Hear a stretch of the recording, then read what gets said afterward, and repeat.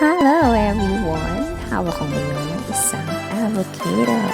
Shoutout sa mga bumili ng avocado natin kanina. So galing tayo sa labas at nag-deliver naman dito ng avocado.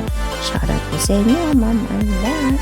At galing tayo sa Bambanin dahil nga dinadahan sa vacation levels po si Ate Rocha and si Jacob. Siya ang nakatoka ngayon sa pagtuturo sa mga bata. And story niya is Samson. At syempre, bago natin umpisahan ulit ang pagiging mama, kailangan na natin ng pangpasigla and wishlist na isip ko. Kumain mo na ng avocado. Yan nga pala po isang inuulam ko sa tanghali. Ang sarap ng partneran sa kanin. At ang isa pang ulam ko is mangalicious. Galing sa aking tita Elaine. Thank you po.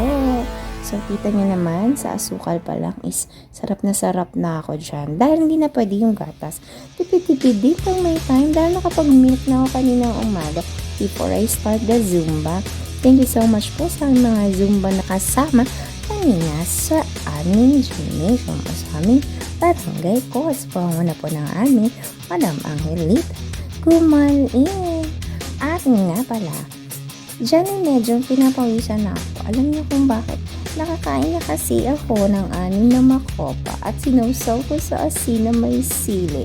And ayan nga, kita nyo naman pipink-pink pa yung katas niya doon sa ating asin. At isa pang kakainin ko mamaya ay salamat kay Angelo sa 3 pirasong manggang inyong ibinigay.